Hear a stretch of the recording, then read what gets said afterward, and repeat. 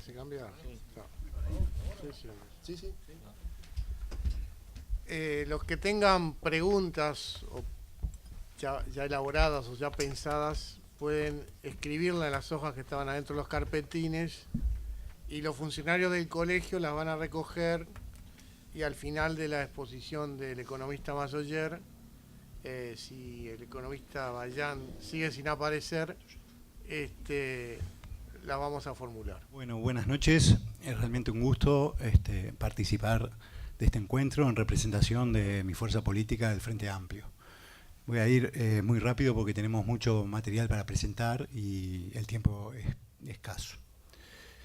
La primera pregunta es, bueno, ¿por qué mantener y profundizar la política practicada hasta en estos 2 periodos de gobierno? ¿Sí? Ese entiendo yo que es el principal desafío en este momento. ¿Por qué? Bueno, en primer lugar por los resultados económicos y sociales. Uruguay tuvo un periodo de crecimiento económico muy fuerte, un 5,5% en el promedio de los últimos 10 años, creció por encima de la región sistemáticamente y logró nuevamente ubicarse en el primer lugar de los países del Mercosur y de América Latina. Por otro lado, tuvo un... Disculpen, voy a ir para atrás, tuve un problemita.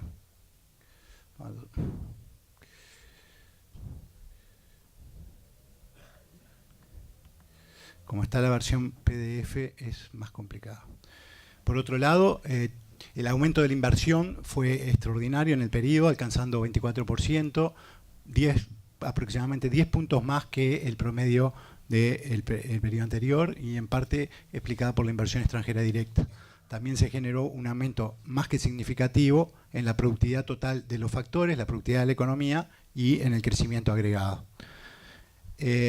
O sea que tuvimos un crecimiento económico con inversión, tenemos un crecimiento que es demasiado sensible esto. No. Tenemos un crecimiento con un fuerte dinamismo del empleo y el empleo de calidad, mayor formalización, mejores condiciones de trabajo, y eso es un aspecto que también se diferencia este periodo del periodo anterior. Y finalmente tenemos una mayor redistribución de los ingresos, mejora de los indicadores sociales, mejora del indicador de Gini y un mayor aumento de la clase media, la cual aumenta significativamente en los últimos años. Es decir, el panorama es muy auspicioso en materia de resultados económicos y sociales. Ahora bien, no hay consenso en cuanto al rol de las políticas públicas en este proceso. Ya por algunas expresiones que se han dado en esta mesa, bueno, hay evaluaciones que dicen que si vivimos en una fiesta, que desaprovechamos una oportunidad histórica para solucionar problemas de corto plazo. Como planteaba Alfie, también hay una visión que dice que no se hicieron reformas en el Uruguay en este periodo y que, por otra parte, aprovechamos el viento de cola, un fenomenal viento de cola que tuvimos en este periodo. Respecto a este último punto, creo que si bien el escenario internacional fue favorable, hay que tener algunos aspectos en cuenta. Uruguay no tuvo una ganancia en términos de intercambio como otros países de la región. Atravesamos la peor crisis de los países desarrollados desde la Gran Depresión. Desde hace 3 años venimos sufriendo la desaceleración de las economías vecinas, enfrentamos barreras proteccionistas de Argentina, de todo tipo y color. Si bien hubo un escenario de abundancia de capitales, en otros periodos Uruguay no aprovechó esas abundancias de capitales y en este periodo sí se aprovecharon. Y por otra parte, la tasa de interés, si bien fue muy baja a nivel internacional, también fue muy bajo el riesgo país, que es un componente interno del país. Se hicieron un conjunto de reformas estructurales que creo que son fundamentales para el crecimiento con equidad. Se reducieron las vulnerabilidades, la reforma impositiva, el régimen de promoción de inversiones, una supervisión y regulación del sistema financiero, fortalecimiento de bancos públicos, rediseño de políticas sociales, reformulación de política de vivienda, reformas del mercado laboral, mayor formalización, creación de la agencia de innovación, cambio en la matriz energética y el último reforma estructural, la que estamos implementando, la inclusión financiera. ¿Cuál es el desafío del país? Bueno, el desafío del país de la política económica es básicamente mantener los equilibrios macro, la estabilidad el clima de negocios, pero profundizar en las políticas activas que fomenten el cambio estructural, que ya lo estamos registrando. Hay un cambio en la matriz productiva y es necesario seguir profundizando ese cambio a través de un proceso de continuar atrayendo inversiones, sesgándola cada vez más hacia los objetivos principales de desarrollo y también, como bien plantea el programa del Frente Amplio, con una agenda pro competitividad y de transformación productiva que implique la coordinación entre todas las agencias que actualmente el Uruguay cuenta para desarrollar el sector productivo. La posición fiscal y financiera del Estado uruguayo es sólida, es la mejor de las registradas en las últimas administraciones. El déficit es un poco más alto de lo previsto, pero el nivel de endeudamiento neto es muy bajo y se sobrecumplieron las metas de endeudamiento neto en el presupuesto nacional, es decir, que está menos del 25%, como estaba previsto inicialmente en el presupuesto. Hay una buena posición de Uruguay en la comparación internacional, no solo con países desarrollados, que están, todos sabemos cómo tienen las cuentas públicas, pero también con la región. Uruguay compara favorablemente y tenemos la mejor calificación crediticia de la historia, que por algo será. Es decir, Uruguay presenta un déficit absolutamente manejable que no cuestiona la sustentabilidad fiscal. Acá no vamos a profundizar en esto, pero los ejercicios de sostenibilidad de la deuda que surgen de manuales simples de economía, si uno trabaja con los parámetros de crecimiento esperado del producto, de tasa de interés real, de nivel de endeudamiento neto, que para nosotros es la variable relevante, nos permite afirmar que estamos en una senda sostenible, es decir, que la deuda neta se va a mantener estable con esta situación actual fiscal en los próximos años. No hay necesidad de ningún tipo de ajuste por este concepto. Y esperamos una reducción del déficit en los próximos años por varios factores. Primero, que el 2015 repite el presupuesto del 2014 por norma constitucional. Por otro lado, van a finalizar un conjunto de proyectos de inversión de las empresas públicas. La partida de intereses se va a ir reduciendo sistemáticamente. Y, por otro lado, pensamos que a medida que la inflación vaya bajando va a haber un margen para ir recomponiendo gradualmente el resultado de las empresas públicas. Un tema que ha estado en campaña es qué capacidad hay de redistribuir el gasto a nivel del sector público. La afirmación que hacemos es que es muy acotado. ¿Por qué? Porque buena parte del gasto es endógeno, es decir, aumenta independientemente de las decisiones de política económica, gasto no discrecional, que es el 60% del total del gasto, pasividad, seguro de enfermedad, maternidad, asistencia a FAPS, seguro de desempleo, etcétera. Son todos gastos que no están bajo el control del gobierno, y hay un gasto discrecional que es el 40% del PIB. Y de ese gasto discrecional, buena parte se lo llevan los llamadas prioridades presupuestales, que SANEP hace, el MIDES y el INAU, el Ministerio del Interior, Ministerio de Transporte y Ministerio de Vivienda. Es decir, salvo que alguien empiece a recortar recursos en estos ministerios, la eficiencia de gasto seguramente vaya por mejor uso de esos recursos, pero nadie pensaría en reducir ahí. Quiere decir que queda una bolsa de aproximadamente un 2% del PIB en temas de gasto público, donde sí se puede trabajar, y bienvenidas son las medidas de relocalización y eficiencia de gasto, pero sobre ese nivel. Las propuestas de los partidos de oposición son realmente preocupantes en materia de más aumento de gasto y menos recaudación. Acá estamos presentando un ejercicio que hicimos en cuanto a cuáles son los costos que tienen el programa, en este caso del Partido Nacional, que prevé un gasto en asentamiento para eliminar los asentamientos de 200 millones, creación de 120 CAIF, asignaciones familiares, extender el beneficio de asignaciones familiares, es decir, hay 300 millones de aumento de gasto y hay reducciones de impuestos muy importantes, eliminación del IAS, modificación del IRPF, etcétera, etcétera, también por 300 y algo de millones. Más un conjunto de propuestas que no están cuantificadas, pero también son muy importantes, como aumento salarial docente y policías, creación de Guardia Nacional, plaza de deportes, creación de minicárceles, escuela de tiempo completo, ciudad universitaria, shock de infraestructura vial y portuaria, reducción de brecha salarial del personal médico y no médico, más presupuesto para la ANI, es decir, un conjunto de medidas de aumento de gasto muy importante. Y también otras posibles reducciones de impuestos, como son reajuste de la tasa básica del IVA, baja de aportes patronales, sector manufacturero, etcétera, etcétera. la situación, la propuesta respecto a lo que está en el programa del Partido Colorado, y creo que hicimos una interpretación lo más conservadora posible, es inclusive más ambiciosa en lo que es aumento del gasto. Una propuesta que ha mencionado el candidato a la presidencia, el aguinaldo del jubilado, 144 millones de dólares, 40 plazas de integración social. Estos costos que tenemos acá los tenemos calculados en base a los costos efectivos que están teniendo los programas que ahora el gobierno está implementando. Se plantea duplicar las escuelas de tiempo completo, crear liceos de tiempo completo, CAIF, centros de adulto mayor, 3.000 becas de posgrado, duplicar la inversión en vial, etcétera, etcétera, más también un conjunto de acciones que no están cuantificadas.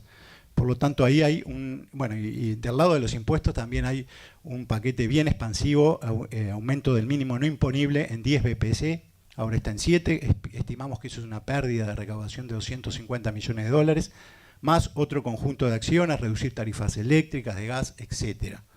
Es decir, el panorama, creo yo que mirando lo que son los programas de los partidos de la oposición son bastante complicados de implementar y no quisiera ser ministro de Economía en esa posición, teniendo que decirles que no a la mayoría de las propuestas que están planteadas en cada uno de esos programas.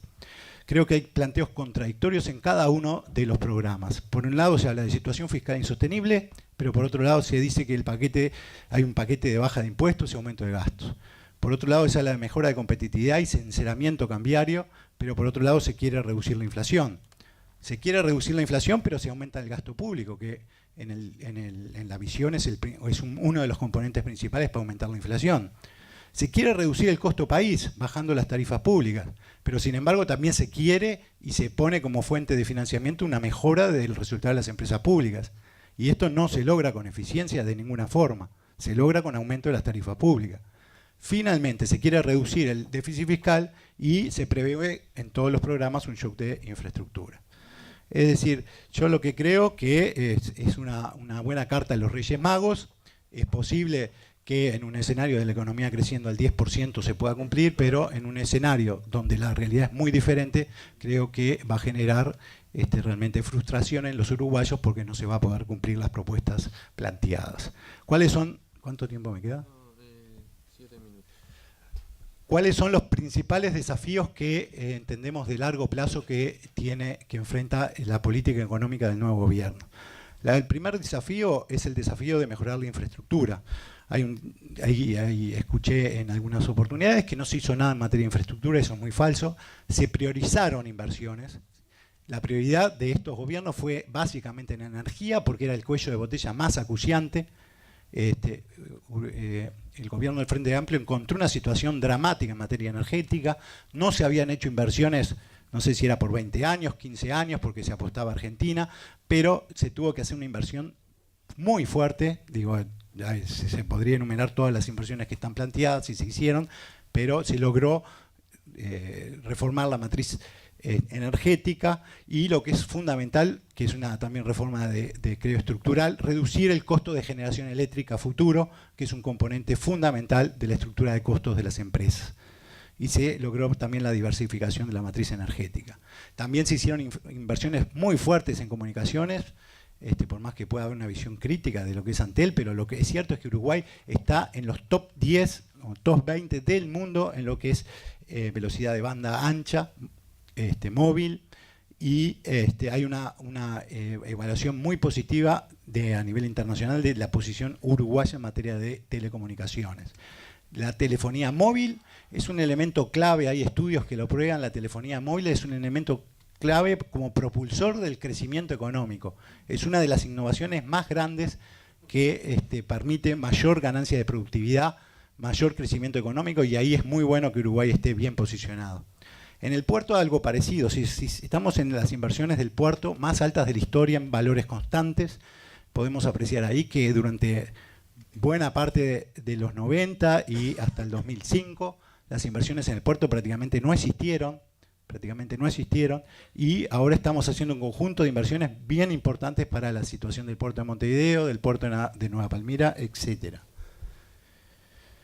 La situación en materia de ferrocarril, es cierto, hubo una demora muy importante, fue muy difícil implementar el proceso de reestructuración de AFE y las inversiones en infraestructura, pero ahora estamos encaminados, estamos en plena ejecución de los proyectos FOSEM, tenemos 360 millones de dólares comprometidos de inversión entre lo que ya se hizo y lo que se va a hacer, en un conjunto de líneas, la línea principal de Rivera a Montevideo, las líneas que van a Fraiventos, a Salto, una particularmente, el ramal a Fraiventos que se piensa hacer con PVP y que se está avanzando para tener la licitación en los próximos meses.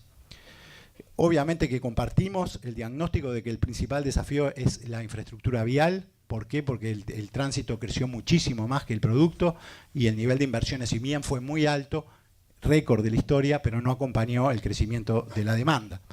Por lo tanto, ¿cuáles son los grandes desafíos en materia de infraestructura? Hay que hacer más inversiones presupuestales, hay que concesionar tramos de mantenimiento de rutas a la CBU, con financiamiento de organismos internacionales, hay que revisar la ley de PPPs para hacerla más ágil e impulsar proyectos desde la administración contratante. Hay que fortalecer el Sistema Nacional de Inversión Pública, esto es un elemento clave a futuro, creo que la institucionalidad está creada, pero es necesario evaluar los proyectos de rentabilidad, la rentabilidad social, la rentabilidad privada de cada proyecto de inversión de las empresas públicas y establecer prioridades sobre cuáles son las inversiones que se van a realizar y cuáles no. Y hay que explorar nuevas modalidades de financiamiento, por ejemplo, lo que está haciendo ahora la UTE con el mercado de valores, la Bolsa de Montevideo, en cuanto a la participación del sector privado en emprendimientos de energía eólica en asociación con UTE. Desafío de la educación. Mucho se dice que se tiraron recursos sin resultados. Bueno, ¿en qué se destinaron los recursos? Y estos son resultados. Estos son resultados. Se logró expandir la oferta educativa. Más CAIF, más escuela de tiempos completos, expansión de la UTU, ampliación de la oferta de carreras universitarias, desarrollo de la universidad en el interior del país, creación de la UTEC. Cosas bien concretas, logros concretos. Mayor cobertura, aumento de cobertura en primera infancia, aumento de cobertura en educación media, aumento de cobertura en UDELAR, especialmente en el interior del país. Más equidad, programas que se financiaron con esos recursos. Ampliación, tiempo pedagógico en contextos críticos. Incorporación de la educación física en todas las escuelas, ampliación de la enseñanza del idioma inglés. Desarrollo de programas de inclusión educativa, un conjunto de nuevos programas. Tránsito educativo, maestros comunitarios, aulas comunitarias, compromiso educativo, jóvenes en red, etcétera. Y también, obviamente, que se financió un aumento del salario docente, que era realmente escandaloso el nivel que tenía antes de cuando se asumió en 2005. Estaba pegado al salario mínimo nacional. Si uno lo mira a precios constantes de ahora, el salario real en ese momento, en enero del 2005, eran 10.000 pesos, 10.889 pesos. Ahora pasó a ser 17.848, maestro grado 1, 20 horas. Es un 64% de aumento real. Algo similar, inclusive más acentuado para los maestros de escuela de tiempo completa, y se financió también el pasaje a grado. ¿Qué queda por hacer? Queda invertir más recursos, y acá sí todos los partidos hay consenso en que se requieren más recursos para aumentar la cobertura en la educación inicial, 2 y 3 años, aumentar tiempo pedagógico, especialmente en las escuelas de contextos más desfavorables, seguir mejorando el salario real de los docentes con un régimen de incentivos, que es también una ausencia que se debe encarar como un desafío para los próximos años, desarrollar la educación media tecnológica y técnica y seguir avanzando en la expansión de la educación terciaria, especialmente en el interior del país. Desafío de la reforma del Estado, un tercer desafío que creemos que es importante para los próximos años. La reforma del Estado no se hace de un día para otro, se han dado pasos puntuales que hay que reconocerlos, se reformó el Estatuto del Funcionario Público, se creó la Agencia de Compras y Contrataciones Estatales, el ingreso del Estado se hace por concurso a través del programa Uruguay Concursa, programa de gobierno electrónico, después vamos a hablar del mismo, avances del sistema de expedientes y firmas electrónicas, se implementó por primera vez un sistema de retribución variable en las empresas públicas, se revisaron los vínculos contractuales y se aprobó la Ley de Acceso a la Información Pública. Y se empiezan a ver resultados, a pesar de que hay una visión medio pesimista sobre la situación del Estado. según un informe del gobierno electrónico, y dame 2 minutos, el Uruguay está muy bien posicionado en gobierno electrónico, en el primer lugar de América Latina, el 14 a nivel mundial. Somos líderes en gobierno electrónico y somos líderes en la modernización de los organismos de recaudación. DGI, BPS, Aduana, hay un informe del Fondo Monetario que ha seguido muy de cerca esta reforma, que plantea las fortalezas del proceso de mejora de estas instituciones, que creo que es un ejemplo de reforma del Estado. Y creo que también hay un aumento de empleados públicos, pero ese aumento de empleados públicos que se ha mencionado en la prensa ha estado sesgado totalmente en lo que son las necesidades y las prioridades de los uruguayos. Es decir, el aumento de la educación, el aumento de policías en las calles, el aumento de empleo en el Ministerio de Salud Pública, en el MIDES, en el INAU, a pesar de que estamos hablando de vínculos laborales y no de personas. Pero evidentemente el aumento de los vínculos laborales estuvo sesgado en los lugares donde se precisa mayor gente para atender los problemas que enfrentamos. Desafío, y termino, desafío de inserción internacional. El Frente Amplio reafirma la pertenencia al Mercosur como una prioridad, tiene un papel insustituible en nuestro desarrollo, en nuestro modelo de desarrollo. Las barreras para las exportaciones de la región serían aún mayores sin el Mercosur. Creemos que es muy difícil que Uruguay pueda lograr resultados para su oferta exportable fuera en negociaciones bilaterales de Uruguay, un país de 3 millones de habitantes, con países mucho más grandes o áreas económicas mucho más grandes. Y por lo tanto, el Mercosur es el instrumento que consideramos válido y que hay que fortalecerlo. ¿Cómo se fortalece? Ajustes en algunos objetivos e instrumentos teniendo en cuenta la realidad. Solución de controversias, que es la solución de controversias es un problema que tiene el Mercosur ahora. Tenemos que consolidar diversos instrumentos que nos han favorecido a Uruguay, como es la admisión temporaria, el arancel de bienes de capital y de alta tecnología, todos que nos permiten tener un nivel de apertura efectivo bien importante y por lo tanto hay que consolidarlos a nivel del Mercosur. Y también hay que propiciar la negociación con terceros de su conjunto de miembros, es decir, flexibilizar las formas de negociación a los efectos de que no sean solamente los 4 o 5 países que negocien conjuntamente, sino que debajo de un paraguas común se pueda negociar entre diferentes grupos de países. Dejo por acá, disculpen que me pase el tiempo. Muchas gracias.